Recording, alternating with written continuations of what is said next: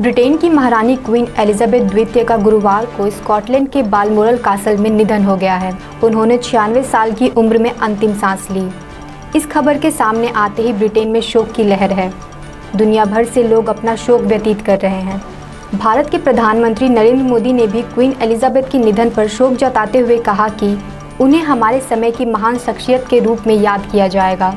उन्होंने अपने देश और लोगों को प्रेरक नेतृत्व प्रदान किया।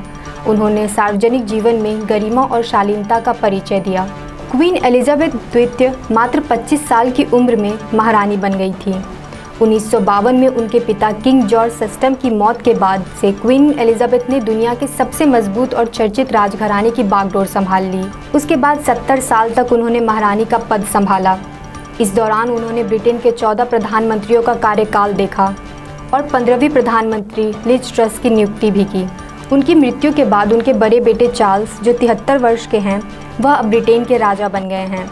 आपको बता दें कि क्वीन एलिजाबेथ सिर्फ ब्रिटेन की नहीं बल्कि 14 अन्य देशों की भी महारानी थी।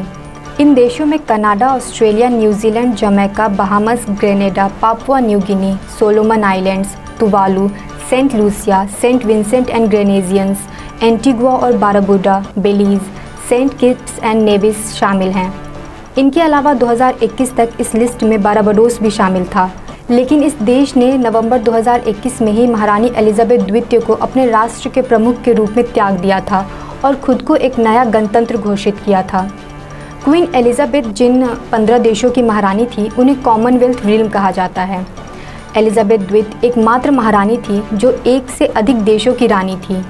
वह जिस समय रानी बनी थी तब वह UK, Canada, Australia, south Africa, New Zealand, Pakistan समेत 32 देशों की रानी थी। फिर धीरे धीरे कई देश गणतंत्र बन गए और कई दूसरे शासन के अधीन हो गए। बता दें कि किंग चार्ल्स तृतीय के बाद ब्रिटेन के अगले राजा उनके और प्रिंसेस डायना के बड़े बेटे प्रिंस विलियम होंगे। देश और दुनिया की तमाम खबरों के लिए देखते रहें MGB डिजिटल इंडिया।